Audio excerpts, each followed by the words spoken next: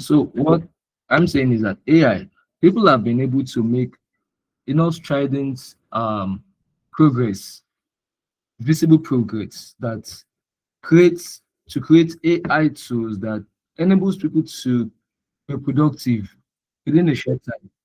Things that will normally take some people years to do is now taking people few minutes. For instance, for so many years, I'll say 2 3 years, I've been trying to design and develop an application, a web and a mobile application. I could not afford to employ developers. I'm a designer, but I need developers. It was just I and Femi behind. Femi was doing the back end, I was doing the design. We need a front end engineer, we need marketers, we need a lot of people. But it took us a lot of time to come up with everything. I spent a whole year, 1 whole year doing designs. I spent 1 whole year doing designs. Femi spent months doing backend. Femi just started learning things then that I, brought him in on this stuff. But guess what? For a lot of time, we could not do so much. We could only do so much. But then, within 1 week, yesterday, that we decided to get serious, we were able to pull up the front end. We were looking for somebody to do for 2 years. Within 1 week, we were able to pull up the front end. Right? Everybody understand what's been going on with GIS units. The websites we designed, I use the word winner because we all have contribution in it.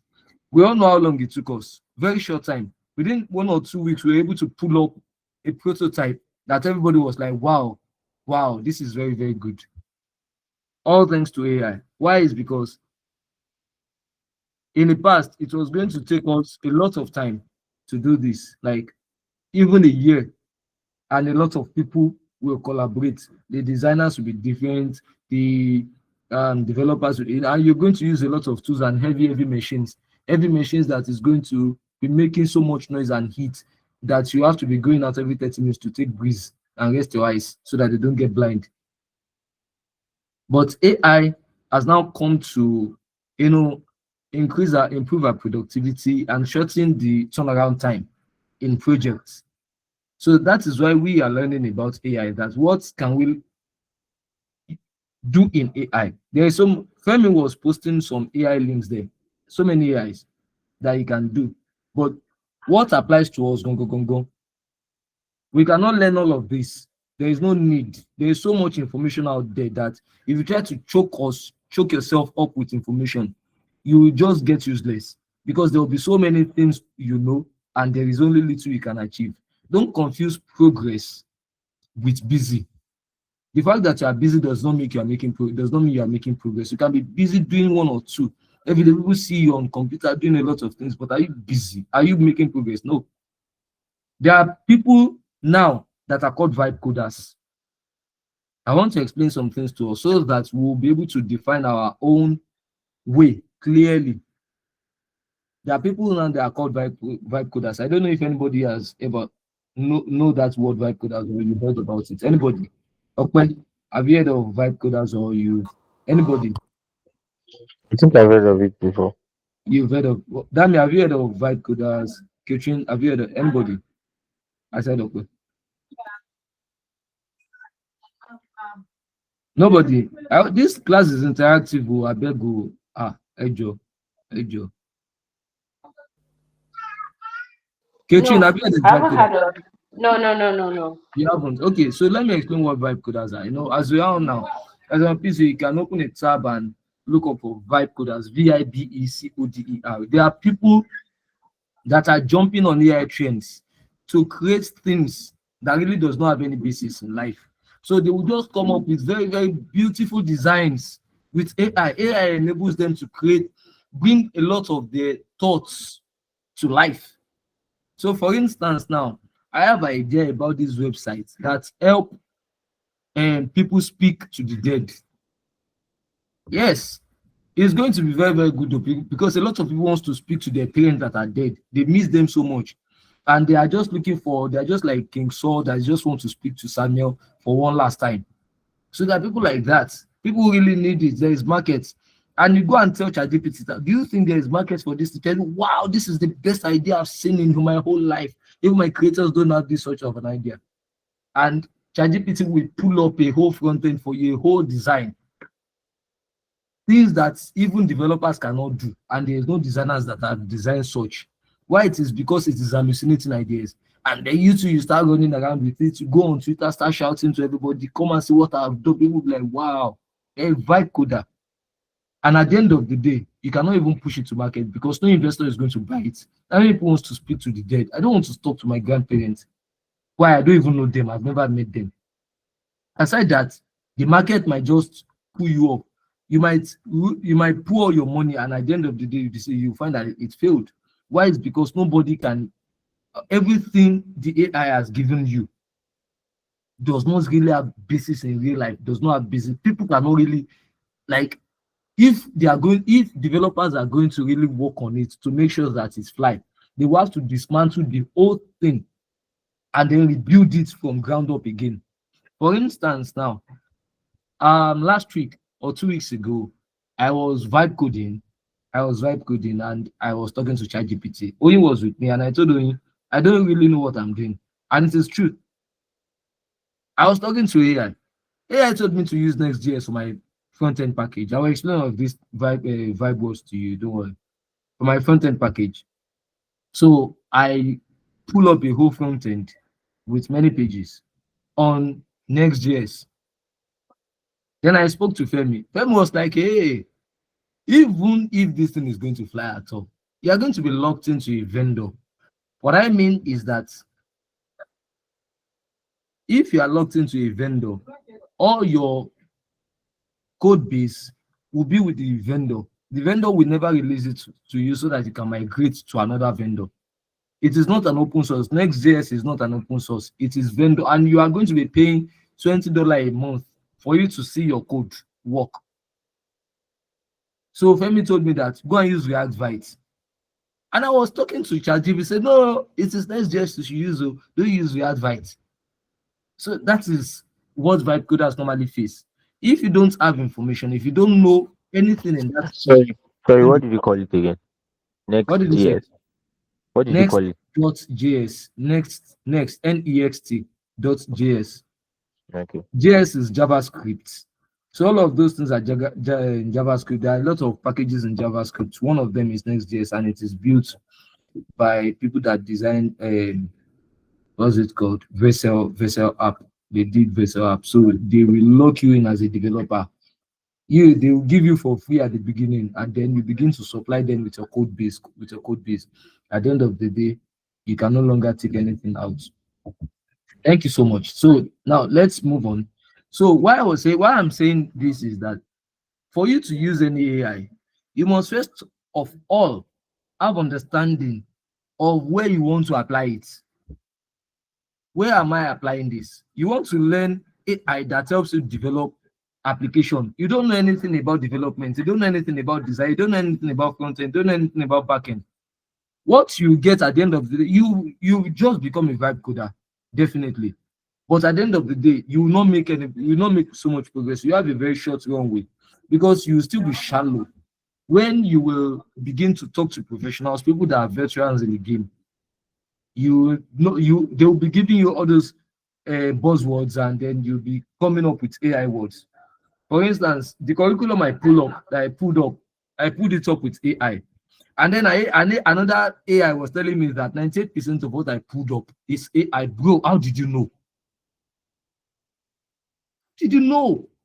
So I know that I put it up with AI. Anybody that can read AI will know that this one is made by AI, right?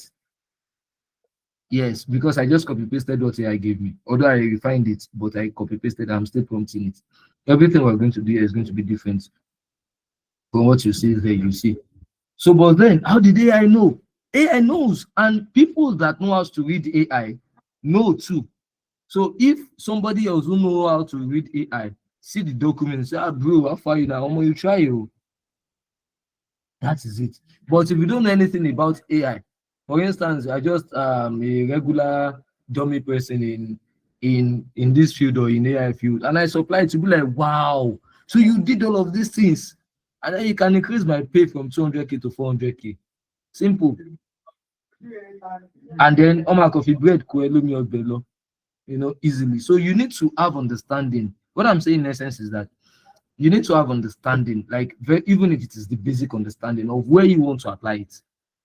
So Ketrin wants to learn AI. AI in what? What do you want to learn AI for? So that will now tailor you to what AI you will learn. There's so much AI there, so many knowledge, but just tailor yourself to the very ones you need that you know that you have so much leverage on and you can make money on and you're good. Or you wants to learn AI. AI in what?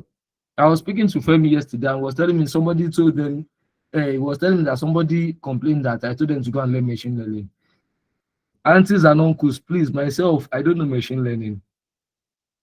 Yeah, I have idea, but not my fault. So I can't tell somebody who is a dummy to go and learn. What I don't, dummy means that you are the complete beginner, not full or there. So if I say dummy, I mean complete beginner. So I can't tell somebody who is a dummy to go and learn machine learning when they don't even know how to use ChatGPT yet. So these things needs to be understood. All right. Now let's move on to the main thing of the day.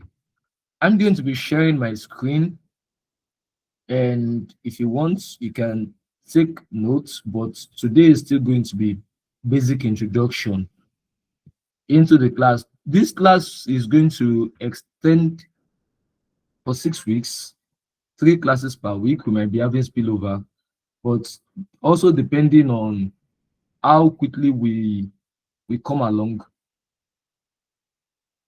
Also depends on how quickly we come along. This class is going to be very, very easy for us, and we will be able to make a lot of progress in time and easily.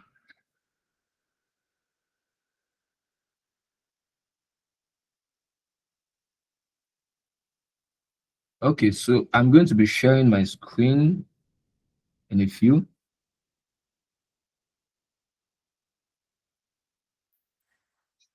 Okay, can everyone see my screen? Please let me know. Indicate if you can see my screen, whether I talk or you. Yes, I can see it. Thank you, Katrin. Thank you, Musa. Thank you, Okwe.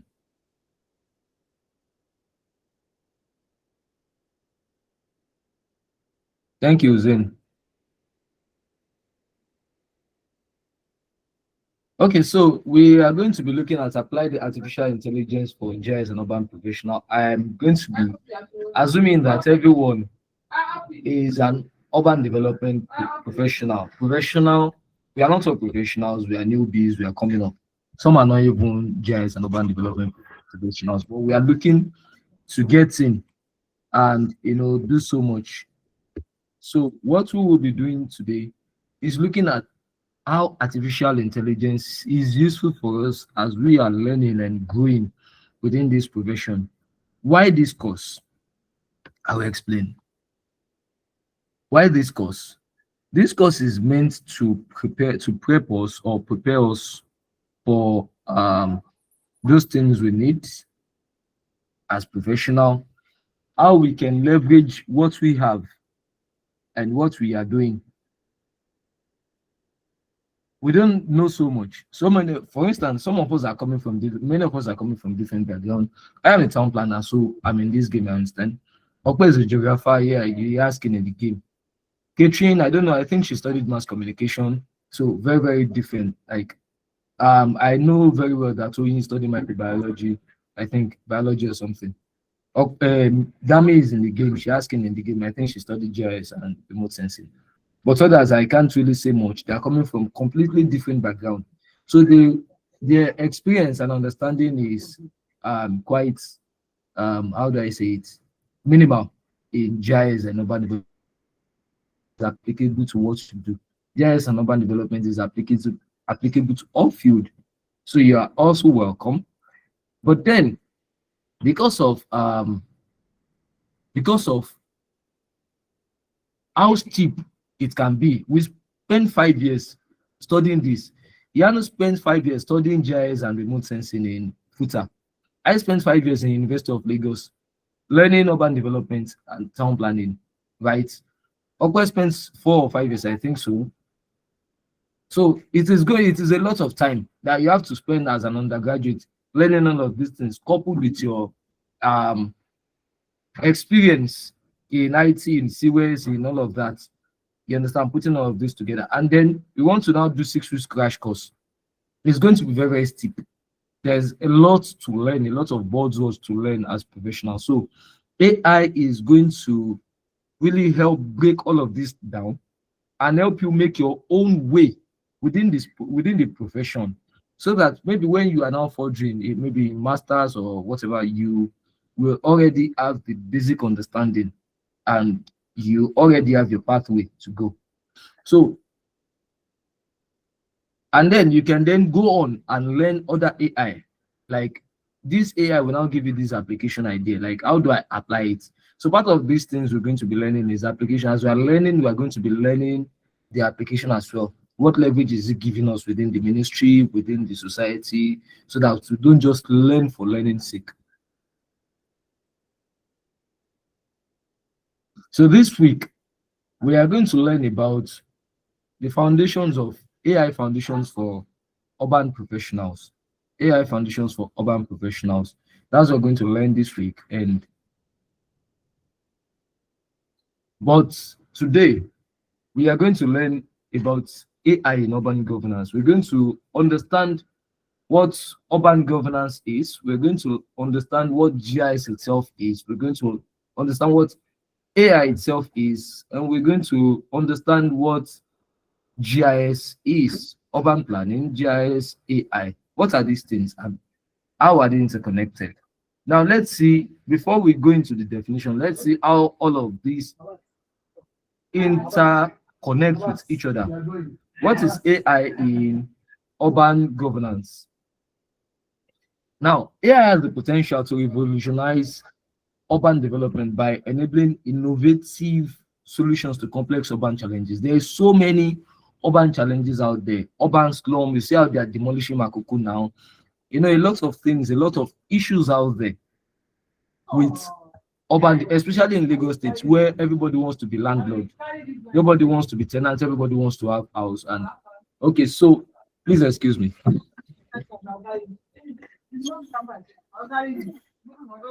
Good morning. Good morning.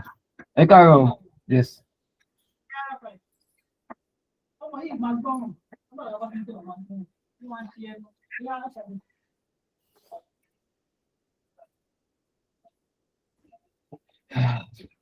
Should be better now. Sorry, the outside noise was good. Oh, you don't forget my mic. Oh, you don't forget my mic. I did my mic. Okay. We're talking about AI and how it can enable innovative solutions to complex urban challenges. And that's right. So with all of the issues going on, AI can actually provide help. We spent 6 weeks or thereabouts thinking and planning about how we can help GIS with AI and see what amazing things we came up with within our small space and within that short time. That is how AI helps. So individually, we will learn a lot of AI tools that can help us prefer solution to urban challenges in Lagos, and from it, we'll make money. It is like that. AI and GIS, because GIS is about data, AI itself is about data, but the difference is that AI swallows a lot of data, all types of data, does not care whether medical data, special data, you know, all sorts of data, while GIS swallows special data only. So AI and GIS are actually interconnected, and even if we don't know so much about GIS, AI can give us leverage and can give us, you know, inroad into doing GIS well and right and achieving so much, so that our input is enhanced and will have predictive and powerful insights at the end of the day when You understand? So that is the idea of AI and GIS. And what does AI in urban governance do to our workflows? Because in government, it is about workflow. It's about business process. Everything is about process.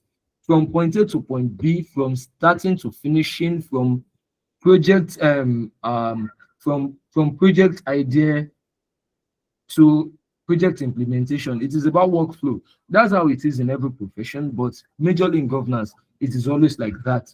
It is about feedback and monitoring, feedback and monitoring. And how can AI help here?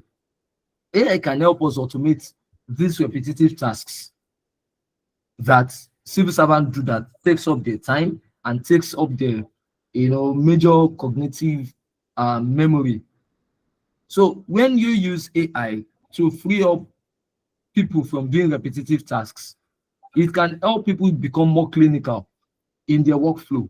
It will free up it will free people up to focus on more problem solving skills, like getting more skills that help them solve more problem rather than doing repetitive tasks. So in doing this, you become a geo AI expert if you can help people automate tasks in governance or in GIS or in urban development. You become geo AI expert, or you become urban development expert. I'll give you an example. Icon Geo is no longer Icon Geo now. They are now Geo AI company. I don't even know. How did I know? So, last year we were at Abeokuta, and then, you see, they too had their, what's it called? Presentation they came to present at GeoSyn conference. And their company was not named Icon Geo. They call themselves Geo AI because they are now like transiting into using AI to solve complex urban challenges instead of manually doing it as everybody used to. This is Emmanuel and Dico are the only employees with Peter in Icon Geo, if my memory serves me right, unless they've got new people. But the major people, like the major people that are Icon Geo, are Emmanuel and Dico, except other people, maybe the bus driver or whoever.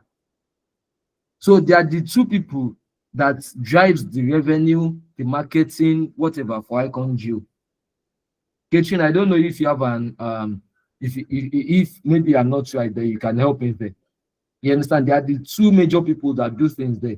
Now they are transitioning to Geo AI because these people understand AI and how it is applicable to urban development.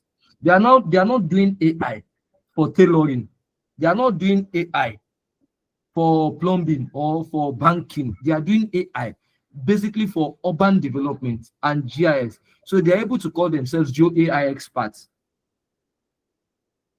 And they are going to make a lot of money from there because they will be able to provide solutions to a lot of urban challenges, which is going to cut across all professions, including medicine, including artisanal, whatever, So basically, that is AI doing workflow streamlining for governance. What about information? AI will help people to get access to data-driven information. AI will help people to get access to much more data-driven information, particularly in underserved communities, diaspora communities, private investors, and remote areas. This is what Mr. Timmy have always been saying, that a lot of people does not have idea about what LAPCA is doing. They don't have any small, slight idea about what LASPA is doing. Yet they want to build us, and tomorrow, architect Toki will take his caterpillar and go and demolish it. Let's say we go there and lock the house up. So what we are saying is that a lot of people need this information that people are holding. How does this AI? How will this AI get to them? How would this information get to them? People in Banyeku that are building one room on top one plot of land. They don't have money for. Well, how would they know that there is amnesty? AI can help solve this issue, and it is now up to us to do all of these things. If there is any question, you can let me know. Any questions before we move on?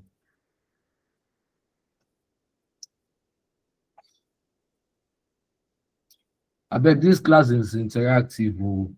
In case you have questions, let me know. If you have comments, bring it on. Now, what is urban development? Let's talk about urban development. That is next. Urban development is about ordering land uses, making sure that land uses go along with zonal, excuse me, making sure that land use developments go along with zonal regulations. Let me explain this buzzword. Urban development is about developing an area into an urban area. What is an urban area? Any area that has more than 1 million residents is an urban area. Is an urban area, a city. And this urban area is supposed to have supporting infrastructure, which includes road networks, institutions like schools and church or mosques or shrine. It's supposed to have work area, industrial area, commercial area, as well as agricultural areas where people can plant and grow their food, and so that the area can be sustainable. And it should have place. You should have residential area where people can live comfortably, and then a working area where people can work and make money. So that is an urban area. So Lagos State is an urban area, for instance, but not all parts of Lagos is an urban area. There are still some parts of Lagos that are still remote. You can call them satellite town if you want. So in urban area, these there are things that are very, very important to understand. Land use planning. For an urban area to be livable, to be really livable for people, there has to be land use planning. That is, all lands in that area must be planned. That is, there must be zoning. What I mean by zoning is places that are earmarked for things to be used for. Majorly, there are 5 zonings. Majorly, there are other zonings, but majorly there are 5 zonings. There is residential zoning, there is commercial zoning, there is industrial zoning, there is institutional zoning, and there is recreational zoning. Right. So these zonings must be completed, and they must be for a place to be an urban area. All of these zonings must be there, and a place that has been a land use that has been ordered for a particular zoning must not be used for another zoning unless there is a prevailing reason for it. Right. So that brings us to development control. How do you control development? How do you control people from making sure that they don't do things outside the regulations that has been provided by the government? Because government is supposed to outline zoning regulations. So that is development control. So for land use planning, now you can say this is where urban development, Ministry of Urban Development and LASPA comes in. Right. So LASPA will help plan the land use, like do the master plan. With Ministry of Physical Plan, they do the master plan of a place. For instance, the 5 divisions of Lagos State all have their master plan. We will use Ikeja. I hope we all know the 5 divisions of Lagos State. Who doesn't know? I'll mention them. There are 5 divisions in Lagos State. They are different from LCDs and LGAs. There are 20 LGAs and there are 57 LCDAs. But there are 5 divisions that Lagos State government normally work with. That is Ikorodu, Ekpe, Ikeja, Eko, not Lagos, Eko, and Badagry. So all of the LGs and LCDs fall differently under those divisions. So LAPCA normally work with those divisions in most cases, but Ministry of Education work with those divisions. That is why you have Education District 1, Education District 2, in different divisions. That is not within the scope of this class. So land use planning, every division have the master plan. And land use planning, Ministry is the ministry that is in charge of ordering that physical planning, ordering the master plan. Now, development control, majorly done by LAPCA, Ministry of Environment, ensures that people don't flout the regulations. For instance, if a place is marked for circulation, let's say road network or stormwater collection like drainage or canal, and then you go on to develop your property, architect will take his caterpillar the next day and demolish it. Nobody cares about how much you spend building it or how much you spend buying the land. So that is the idea of development control in a nutshell. There is infrastructure coordination where Lamata comes in, where Ministry of Transportation comes in. You can see that AI and urban development cut across so many ministries. So infrastructure control, which is also within the purview of urban development as well, especially when it comes to urban regeneration, which I'm going to explain later on. AI also helps in all of this, and it is within urban development. So infrastructure coordination is where do we site road network? Where do we site water collection? And in an urban area, see, this thing is supposed, because we have so much legalized nonsense in this country. Nobody is supposed to be digging borehole themselves, like providing water. You are not supposed to be providing your own water. You are not supposed to have sockaway within your compound. You are not supposed to, by normal urban development principle. You are not supposed to. The government is supposed to provide a central sewage system and central water system, such that the water is purified before it is taken from the ground. After it is taken from the ground, it is purified and then distributed to all the houses within the particular neighborhood or zone. And from your toilets, your pipe is layered straight to the central water, central sewage system, where it is turned to biogas and used for so many things.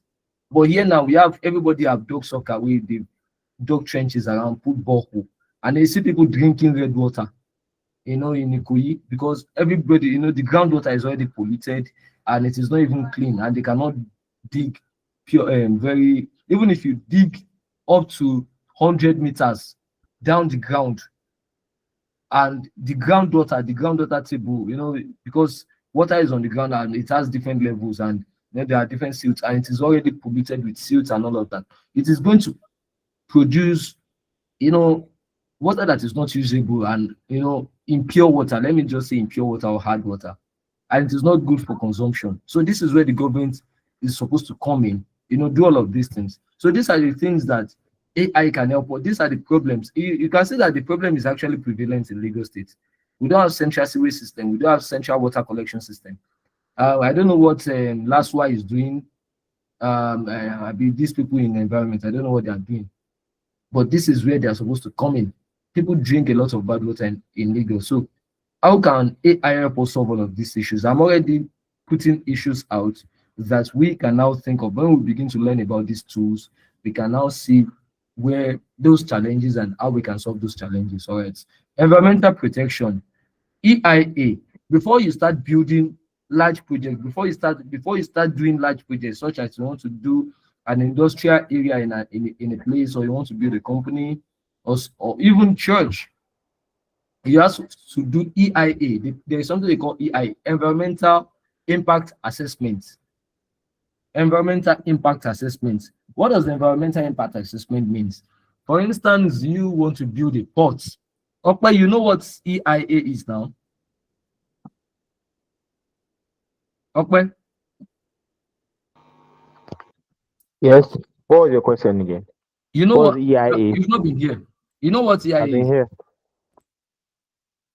Environmental impact assessment. But what may I know is ES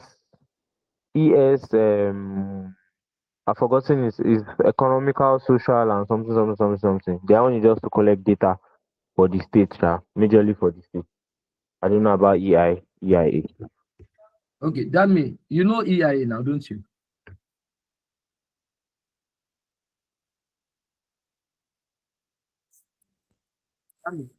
Yes. Okay, so that means knows EIA. That means you can tell us one or two about EIA. So that is Elizabeth's field where she works. So I think, and she has a physical knowledge because she went on field, so she'll be the best person to give us an Oh yeah, now idea. you get. Can we have something from you there?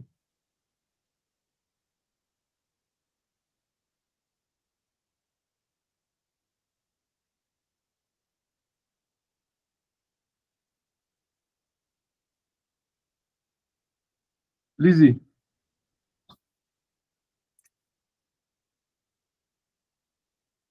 Okay, I don't think she's on call. Yeah, No, I can't. I can't. come on, Can you hear me now? Yeah, very well now. Okay, so good afternoon, everybody. Good afternoon. EIA is known as Environmental Impact Assessment, and it is a, should I say, it is like, it is divided into two. You go to the field, you take parameters, you take soil, you take air. As far as I can tell, you take soil Soil quality, sample. you take soil samples, you take water samples, you take the ambient air samples of whichever area you're going to. It is something that is done to prepare for a project of any kind. If you're building a factory, if you're building, it is just for you to know the baseline data of an area, right? If everybody checks Alausa, I don't know if this is what is in the master plan, was what's in the master plan for this. But if you check, there's an industrial area very close to this place, right? So most of those places, before they start building, they have to get an EIA done. That is an environmental impact assessment. They have to get it done to know if the water quality in the area is good, if the ambient air quality is good, if the soil quality is good, right? Because there are some things that you cannot do in some places. Let's assume they want to farm. If the soil quality is not okay for the practice they want to do, they'll just shelve it. That is, they'll let it go. Yeah.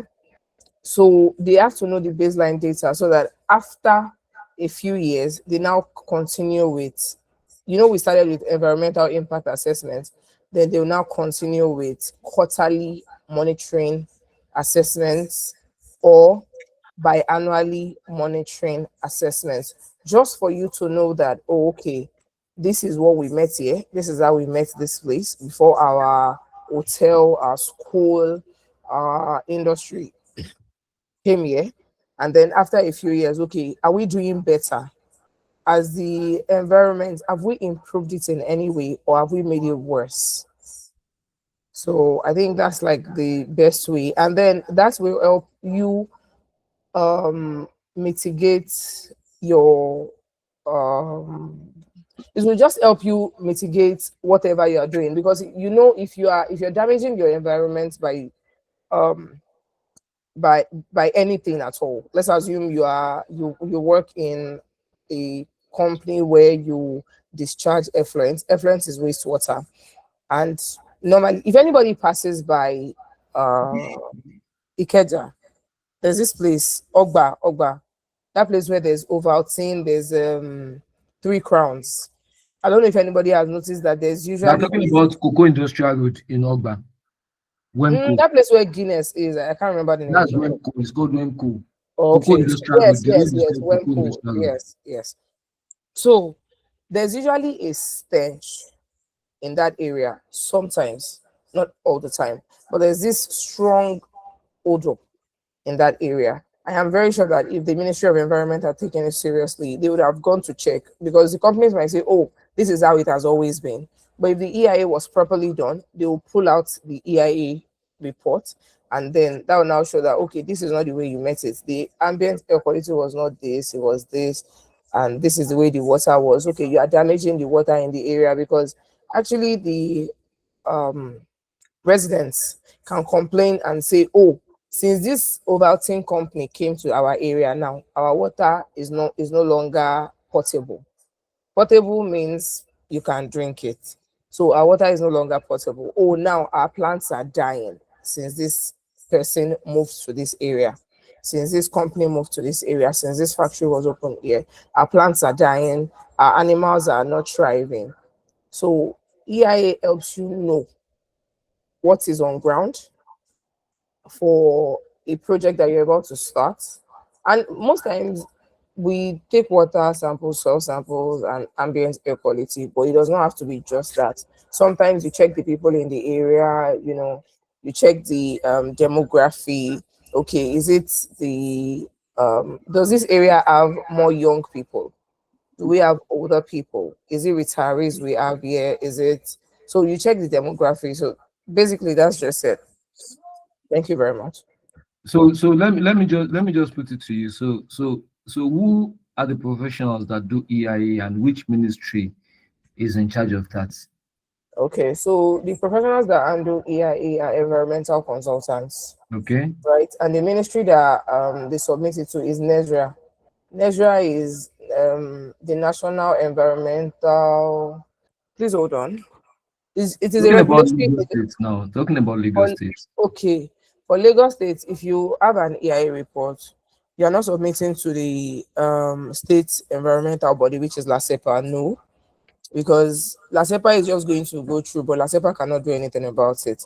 It has to be Okay. submitted to Federal Ministry of Environment, but Okay. NESRA is the body that authorizes your EIA. NESRA has an office in every state, actually. NESRA has an office in every state. They'll check, they'll come there. In fact, their officials are going to come with you to the field. Whilst the environmental consultant that works with the company or whichever organization is checking and taking their own parameters, NESRA is taking theirs. Federal Ministry of Environment, FMENV, is also taking theirs. LASEPA for Lagos State, because every state has an environmental protection agency, which LASEPA is the one for Lagos State. LASEPA might also come, but their strength, I won't say strength, okay. Let Their me role say is limited their in this role, case. yes, is limited when it comes to these things because there's only so much they can do. Although I know about the fact that LASEPA here does some of these things because they have a very standard laboratory. So, like I said earlier, they have to follow you to the field to take the same parameters you are taking. They have to take it to be sure that you are not deceiving the body. And then the regulatory body is going to confirm. You're going to have to submit an EIA report to that effect. And you're going to have to submit, I think, about 5 different times. You have to submit the draft, I think 3 drafts, and then the final report. That is after a panel review has been done by NESRA and Federal Ministry of Environment, because they are going to come from Abuja to come sit with you to have that discussion. Okay, this is it, this is it, this is it, this is how we're going to go about it. Thank you. Thank you, Elizabeth. This is very informative. I think everyone just give Elizabeth a like now. Press like on your system, on your screen. Press like. No, I think we've got 1 or 2 to, unless you don't like what she explained. But then I think she did a lot of justice, even much more than I I was going to do. And I think she explained everything. So, in a nutshell, AI is about understanding what your environment can take and what it cannot in relation to your project that you intend to do. So, how will it affect the environment? What effect will it have on the environment? How will environmental elements have effect on your projects? And what impact will it have on the people that will be using it, like the end users, as well as even the zoning regulation of the place that you intend to site your project? If you are building a ship dock or a shipyard, you cannot site a shipyard in Kano State. I don't know, maybe Uzain have idea. Uzain is from Kogi now, and they like building very, very big industries, but he knows that they cannot site a shipyard in Kogi Not because bad. because Kogi does not have water, does not have ocean. So they cannot site it there. They have to site it where there is water so that ship can berth there, they can construct the ship and push it to the water.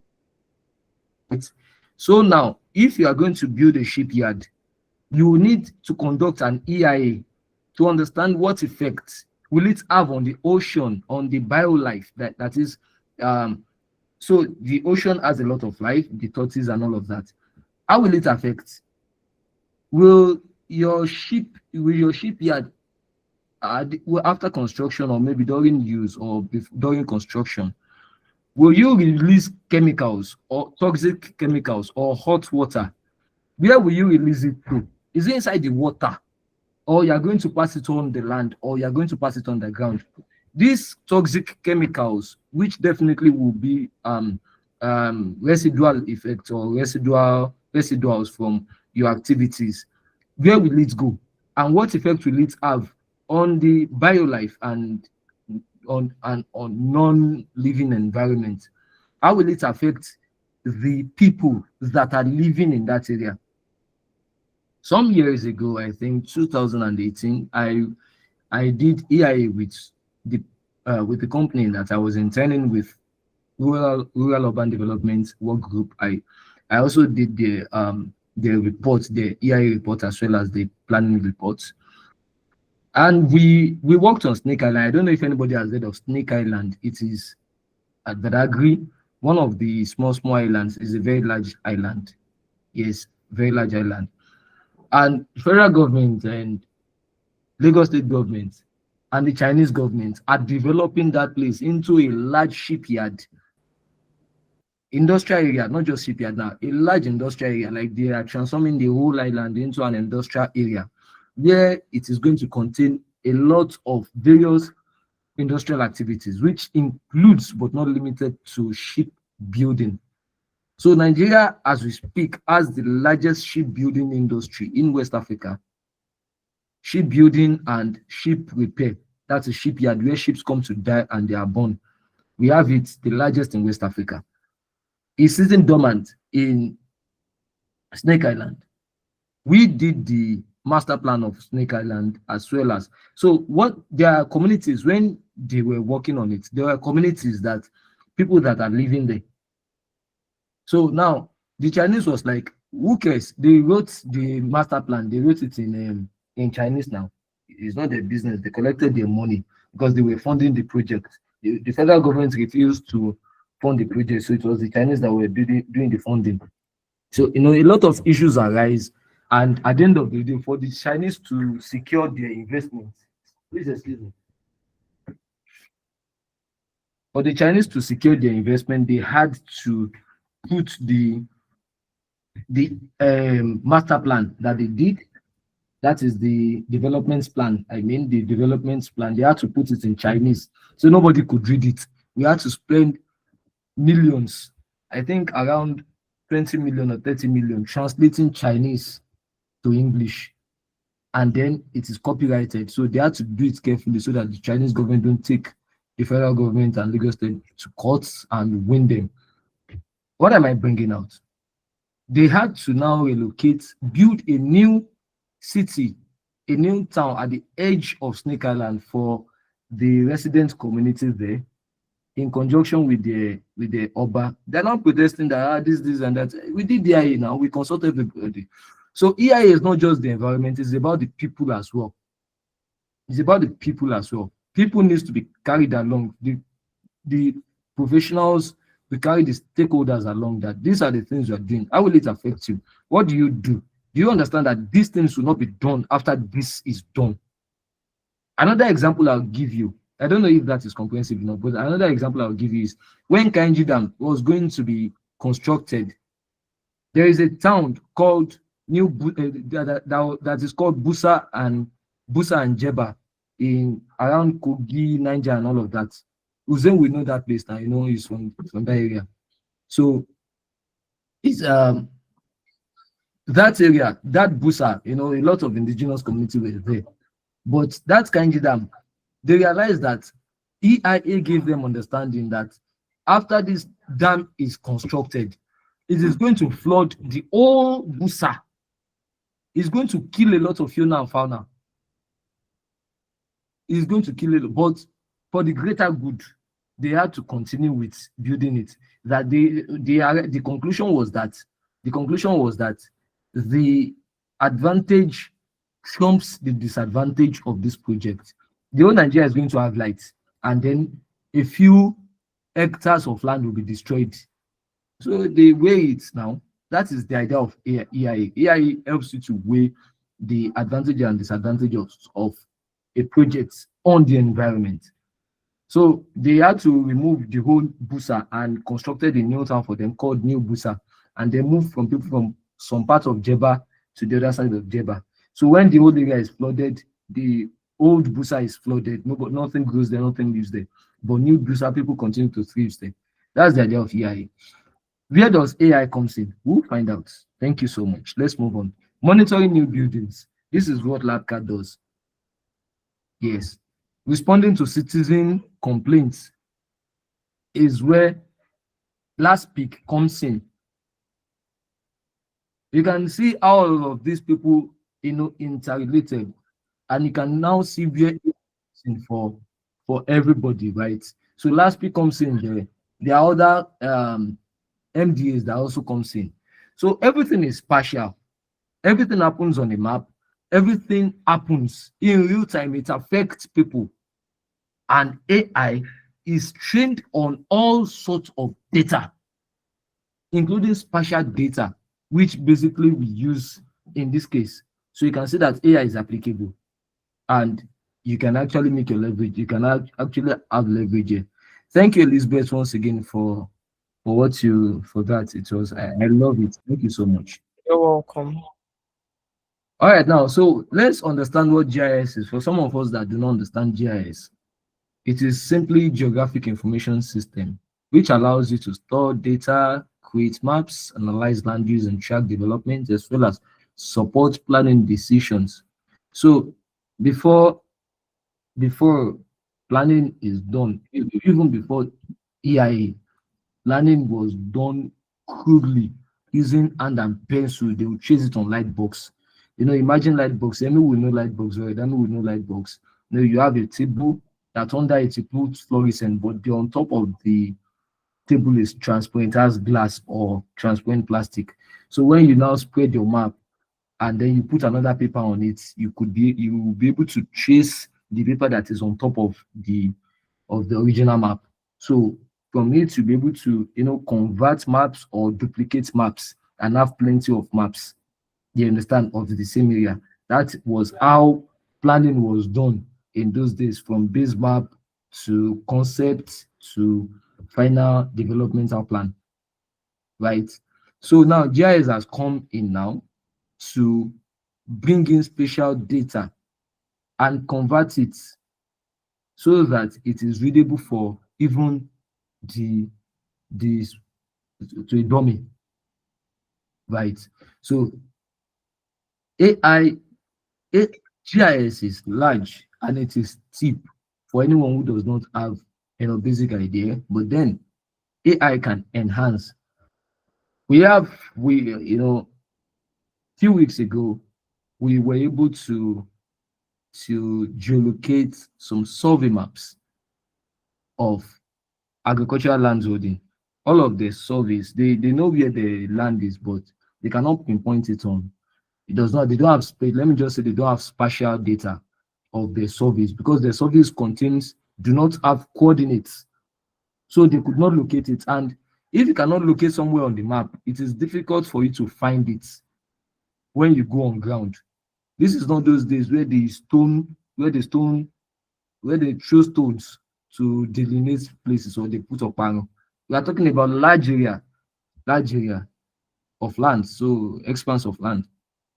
But then with AI, we're able to come up with new ways, in fact, innovative ways that none of us would have learned in school. And within a very short time, we're able to geolocate, digitize all of the surveys, and then even put them in plan if we want. Right? So this is what AI can do. So we have seen what urban development is, governance, and GIS. So let's move on. If you have any questions, you can ask as we move on. Now let's see where AI comes in all of these things we are talking about. You learn faster, you learn GIS faster. Elizabeth can excuse me. Muturayo, you can use GIS faster now. Like at least Even if you don't have all the knowledge Josiah have or Yano has, but at least you can do one or two on QGIS. Only until she got here, does not even, I'm not sure she knows what ArcGIS is, but now she works on ArcGIS and she's doing great. You understand? So many of us are like that. We do not know what even GIS is until we got him. And how were we able to learn so fast? Because AI enhanced our learning process. If we were learning, do you know why it took us years, 5 years, 4 years to learn this at school? Because AI was not employed. So we had to start from the basic. In fact, my friend that went to architecture school, he told me that for one whole year, I'll tell you my own experience too. He told me that for one whole year, they were supposed to learn to draw land. Did you know what they draw buildings? You know what they were learning for one whole year? They were using stencils to draw ABC to Z. They did it for 1 year. Maybe you do not understand what I mean. Oh, Dami knows stencil. Elizabeth will know stencil. I think Yemi too will know stencil. So stencil is, okay, all of us will know stencil. Let me explain it. So you have a mathematical set where in that math set, there is that sort of ruler that is big and have A, B, C to Z inside of it like this. I don't know if anybody remembers that. Anybody? Catherine, do you remember it? You know, it has A, B, C to Z. It has 1, 2, 3 to Z. That is stencil. So you now have to place the stencil on the paper, on a plain sheet. Take your pencil, you know, there is the specialized pen for it. You now start tracing it. You must not make mistake. You must not have double lines. You must not have joint lines. They did it for 1 year. We did it in primary school, for God's sake. So that they are telling them that you don't have to use computer. You don't have to use, there was no AI. But, you know, there was AutoCAD. You could do all of these things. But the lecturer was telling them that for 3 years, they were not going to use AutoCAD. They are going to draw houses. They are going to draw perspectives of streets with hand, and it must be. That's cartography. That's cartography. Cartography. No, not cartography is different. Cartography is about maps. We are talking about buildings. Drawing kitchens, drawing, you know, floor plans, you know, all of those plans, side views, front views. You are going to learn to draw them with hand, and it has to be straight, using French curves and rulers. That you don't even use French curve. You use only ruler and stencil to do the lettering. Those are the things that AutoCAD enhanced. So if you are going to learn all of this in school, they will tell you that you are going to spend 3 years or 4 years doing all of this. Cartography is about drawing maps, you understand? But talking about architecture, I spent one whole year tracing maps at school, tracing maps on Lightbox. We won't sleep for 1 week. You will lose soon. 5 units called officially one nearby. So, and the lecturer can come at a whim and see what you've been doing for 1 whole week. It has happened, not to me, because I will die. I will quit school. Nobody can tell me otherwise. I will quit school. They did it to our class rep because we were sleeping when we were supposed to be working. What time? 11 p.m. The lecturer complained we were sleeping. Then he tore the class rep's home. He was the only one working at that time. We slept in class for 1 year. So these are the things that AI has come to bridge for us. These are the gaps that AI has come to bridge for us. So AI will also help us understand regulations and help us provide solutions where regulation gaps are. AI will also help you to draft reports. I made a mistake when I say write reports. Draft reports, you have to be in control. It can help you analyze data, spatial data, whatever data, for you to give an insightful report, right? It can help you explain maps. You can do, you know, on ArcGIS now, you can do explainer maps. You know, I don't know if anybody use BBC. Me, I read BBC a lot. You know, very rubbish news agents, but I do them anyway. Whenever they are talking about conflict zones, maybe they are covering news in conflict zones, they will do explainer maps as well as that may remind me that sort of being up there. These things God you want to do. What's it called? Historical map. So You can help it do explainer maps and historical map. So you can see before and after of a place. For instance, God forbid they throw bomb somewhere. I don't want to mention Ozen's village. So they throw bomb there, and you can see the before, you can see the after. So there is already satellite image of what the place used to be, and then after. You understand? That is the explainer map. AI can help you do that. You don't have to be writing all the scripts. AI will come up with all the scripts for you. AI also helps you to automate simple tasks that will otherwise be repetitive, right? So Elizabeth was explaining EIA the other time, and got to a place where she mentions that officials will be going to site and they are going to be doing monitoring to ensure that you comply. Lab cats will do, they call it staging. Foundation, they will come, okay, they will test the soil, test everything, do NDT, okay, you're good. Then when you begin to lay your blocks, they come and do all of that. When you begin to do staging, they come and test. It is very repetitive and you don't need it. AI can do that. You don't need it. You don't have to be going to people's sites and be checking what they're doing. When SFS come, that was the shout he was shouting. Nobody should go to site again. They were looking at him. Everybody was looking at him now. At the end of the day, he himself is going to site now. He himself goes to site. When Salah first came, the one that came before SA, it was shouting. Nobody goes to site. Before he left, he was going to site. He was going to site. So, there is a lot of bureaucracies that is almost impossible to cross. It is that repetitive tasks, because that is where the money is, but it makes people redundant. You have a lot of workers that do nothing than just drive vehicle, waste transport, go to site, see people, then sit down and eat agbado and gist, and then go back to office or go back home. So you waste years, you become unproductive, and you are not bringing new things into the system. So, there was one time I challenged them now.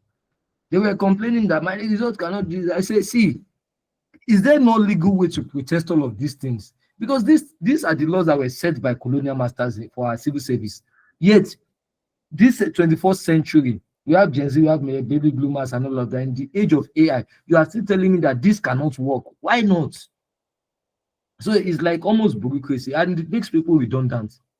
It makes people redundant. Your earning does not increase, your knowledge does not increase, and you become ossified, and you begin to guide the gates of knowledge for other people, so that there is no innovation, because you will refuse to understand what innovation is. That is what is happening. So we need to find creative ways to unblock all of this or dismantle these bureaucracies and automate tasks, so that people can be freed from repetitive tasks and do something really productive with their lives. That is why we are here. We're almost done with this class. Sorry it's taking too long. I don't know if we're learning anything, but let's see what AI tools we will use. We will use ChatGPT for this class. Of other classes, there are other tools we are going to use, but for this class as we speak, we are going to use ChatGPT, we are going to use Gemini, we are going to use Claude. So, but basically ChatGPT is fine for learning the concept of what we've been doing. So by adventure, there are some things I've explained too fast or too slow. You could not follow up, you do not understand. You can do it with ChatGPT. It can help you explain errors. So maybe peradventure there is something I have said in error, it does not go with you, and you feel that maybe I do not understand it the more, or maybe you do not understand it the more. You can actually ask ChatGPT to help you do the explainer, or maybe you are creating something or doing some things you do not understand it. ChatGPT can do the explainer for you, but guide it, make sure that it does not give you another error or hallucination, right? It can help you summarize documents. You have very large documents. AI can help you do that. It can help you write reports. Many of us do that. Don't let it write reports first. Let it draft reports, and then we approve it. Put our input. Career preparation. This is very, very important, right? Because many of us are at the crossroad now. What do we need to do? Okay, someone is just coming in. Please hold on. Let me see.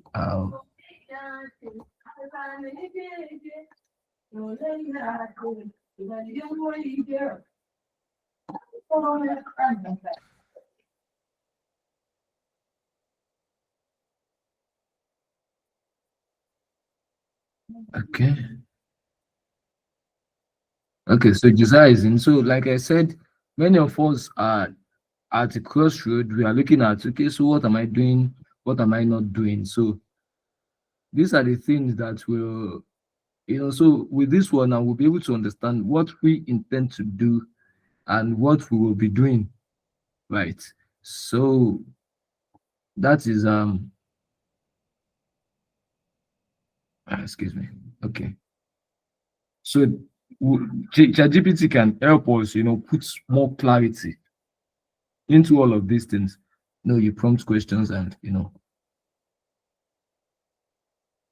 So now this is very, very important for the next class we'll be having on Thursday. We'll be looking at so these are the typical process of every ministry. And this is how AI also works, because AI is about garbage in and garbage out. You feed AI with data and then AI process your request and then give you information. It's also the same way. Survey, mapping, review, approval, monitoring. All of these stages, AI can work there. There are so many issues with each of these stages that AI can help us provide solution. And where the money is where there has been challenge. So if you have something that you are bringing to the table, people will listen to you and give you their money for free. But if you are not making any sense, nobody gives any money for free. You go out to buy onions because the person you are giving your to has the onions that you want. So you exchange onions for money. So if you want people to give you the money, want to make so much money, you are bringing solution, a viable solution that actually solve problems, solve people's problem. So it is now up to you to look at where those problems are, what are your pain points, and how can you solve them? Not necessarily using AI. AI will help you avoid creative block and give you ways. So you can talk to AI about challenges and AI will give you way. Right. Let's move on. So, and also this process will enable you to understand your future as urban developer, town planner, GIS analyst, or geo AI expert.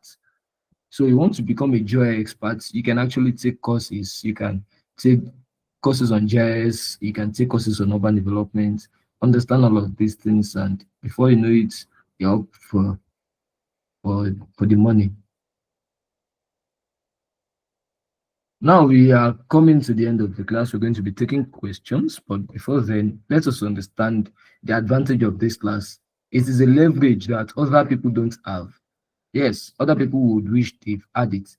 When I was in school, I think I was in 200 level. I really didn't know what GIS was, but a group came to my school and they were like, guys, there's something they call GIS and it's going to enable you to,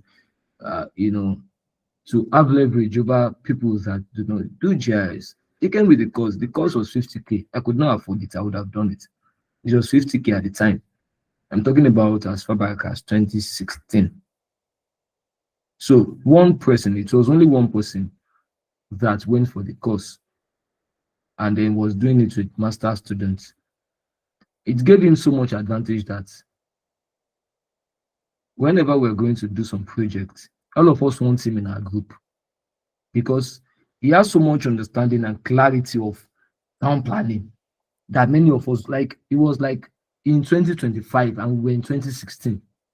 So there was so much difference. These things that I know now, if I had known it when I was in school, I would have even had an unfair advantage over others. So he had the unfair advantage over us because he was able to combine spatial data with the little we were doing offline. We're not using computer for anything. We're tracing by hand for 3 fucking years. He started using AutoCAD in second semester 400 level. Many of us didn't know AutoCAD till we left school. The only people that went outside to learn all of these things could use AutoCAD, could use all other tools. So there are so many things the school will not teach you. They will only teach you theory and the basic things. But you see how to convert or how to, the unfair advantage, you may not have it. So it is these courses that will give you an unfair advantage over others. So this is what this class has advantage for.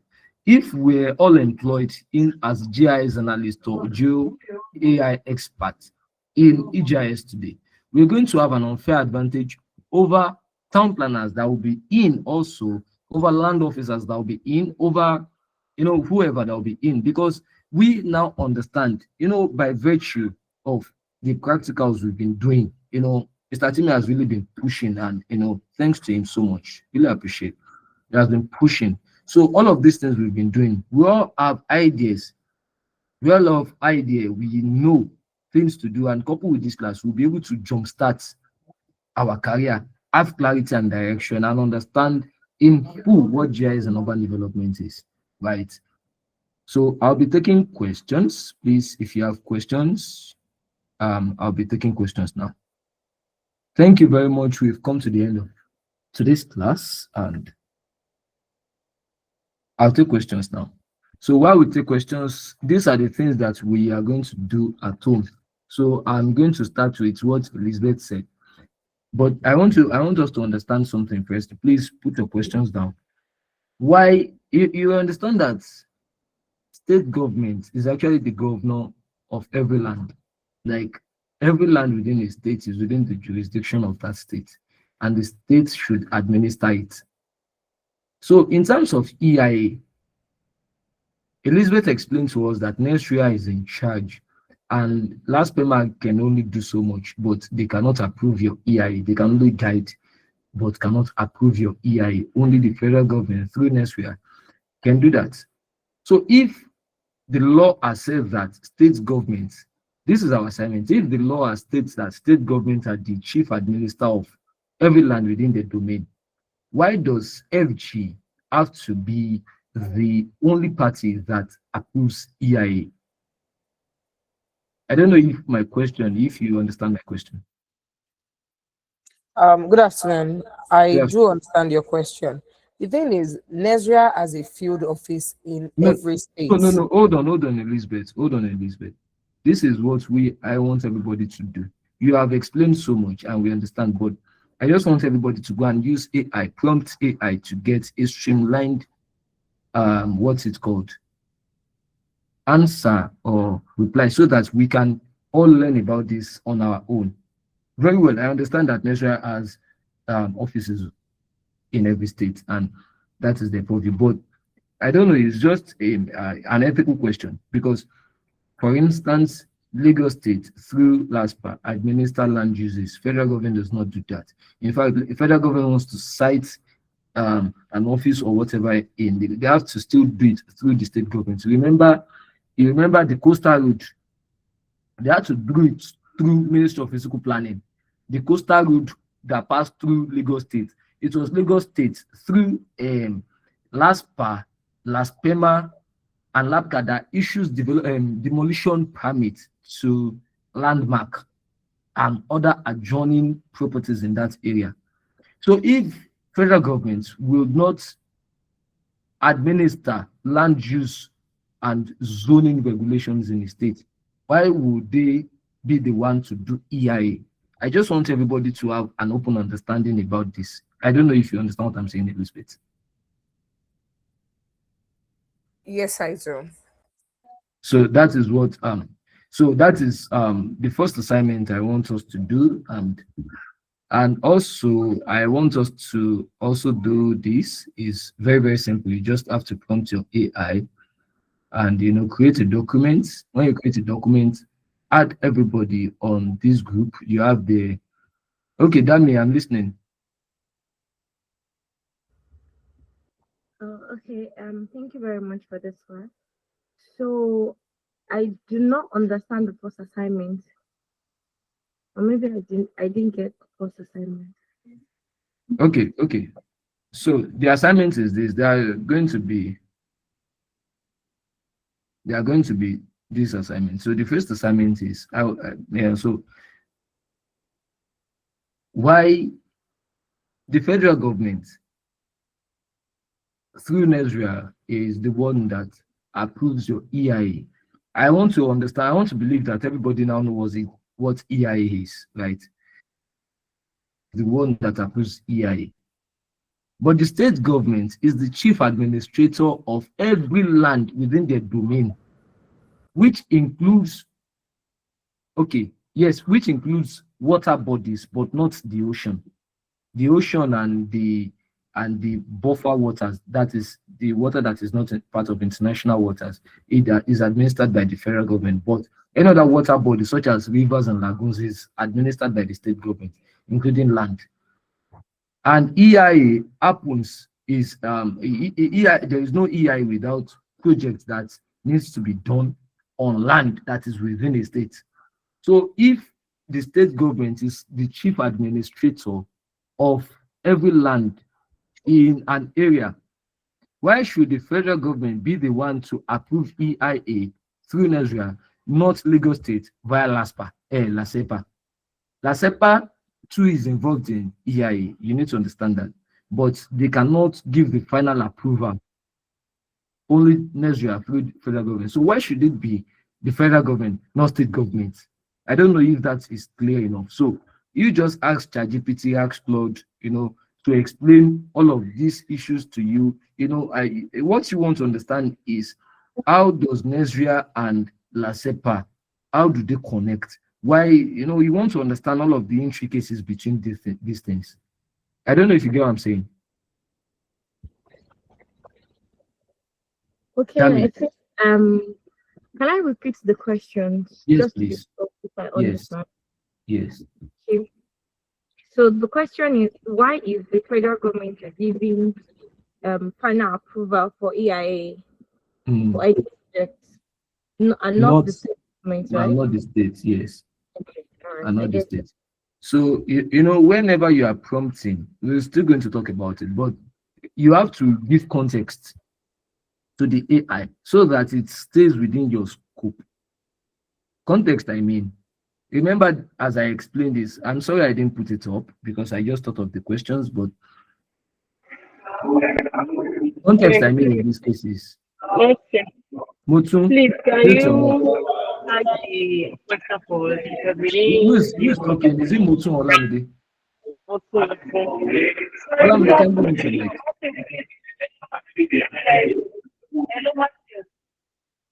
Olamide, mute your mic. Let's mute. Okay. Mutun, you've mute your mic. Okay, Olamide, I'm listening.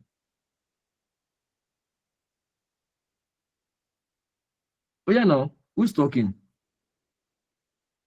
Okay, so I was explaining context. That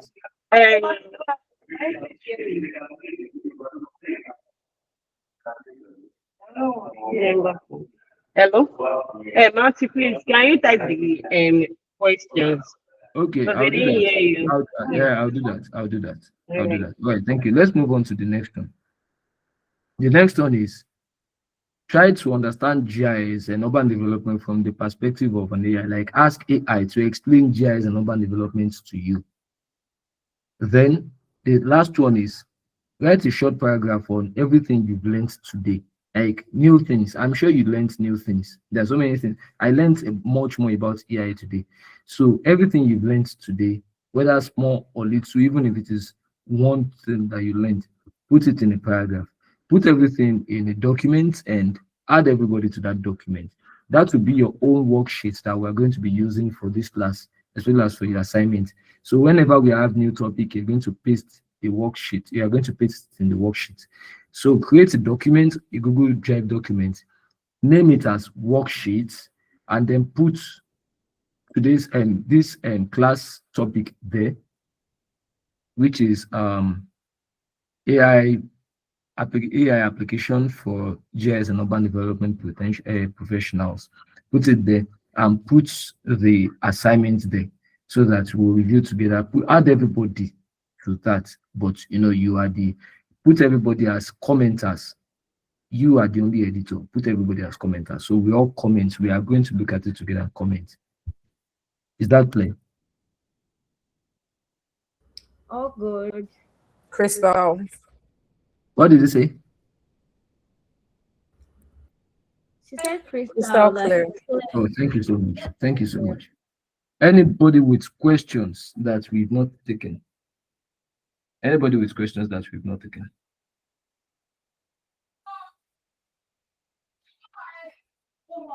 Questions, Zain, okay. I'm good. Okay. Well, Catherine, I've not mentioned Catherine. Catherine, do you understand everything? Okay, Catherine is no longer in the call, I guess. Okay, Dami, let's have you. All right. Thank you very much for the class. It's well appreciated. Thank you so much. God bless you. So, my question is that are we going to be having like a physical class? I mean, not yet, not physical. In terms of practical classes, yes, that's what I want to ask. Are we going to be having a practical class whereby we can have a laptop in front of us and then not really present, but show how the works are being done, like the practical aspect of prompting and the rest of the assignment as time goes on. I'm going to be having a practical class where you will show us, and probably everybody has their system and they can do it as you're showing us. We can do it, we can practicalize it physically. Short answer, yes. Long answer. Now, this is an introductory class, but if you remember the title of this class, it is AI application for professionals. So there is no way anything is going to be called application and you will not be taught how to do it. But like, I understand teaching to be like, you cannot start teaching anybody without understanding their background knowledge. Even if a person is a year old, you still ask them, what is your name? Are you male or female? To know how to, simple questions. So I am giving this assignment because I want to understand how we prompt. When we all look at it together in our next class, we'll see how each of us have prompts and look at the prompt together, and then try to find a way to refine the prompt so that we prompt better next time. 1, 2, we have not started using the main tools. There are a lot of tools. If you look at the worksheet that I shared, you'll find that there are a lot of tools there. Tableau, QGIS, AI. There's a lot of them. Many of us don't even know how to use those tools. And trust me, there is no way you're going to just go on and be using the tools yourself. We're going to work together on all of this. It is an applied class. That is why I said it is interactive. The only shortcoming that we can have is if nobody is putting the effort, it is going to discourage me a lot, and is going to tell a lot badly. So if we are all doing our bit to make sure that, then I will have the ginger to continue. That's it. All right, thank you so much. Elizabeth. So good afternoon. Good afternoon. Please, when is the assignment due? Okay, I don't know. Maybe we've got a lot to do, but should we have it in the next class, or we should make it till weekend? Let's people say. Let's everybody say something. What do you think? Should we have it in the next class, or?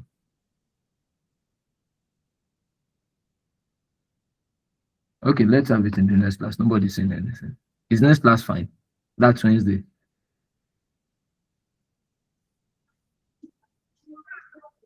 Okay, next class is fine.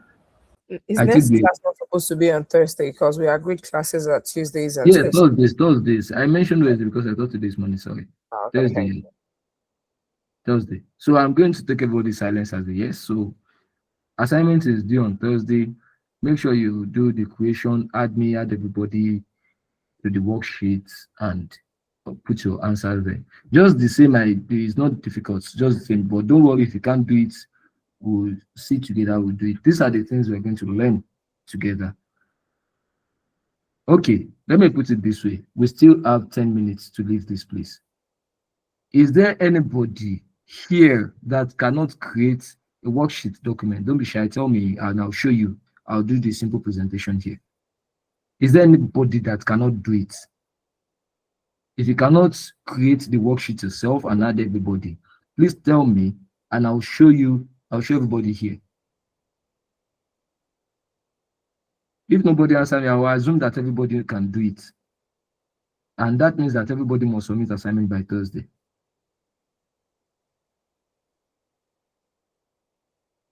So that I can quickly show you, is there anybody that cannot create it? Then I will show you here. I'm shouting now, I beg you, of So that means everybody can create it, right? And everybody can create a shared drive that you can add everybody to. Is that the answer? We'll say yes for everybody and then we'll move on. Yes.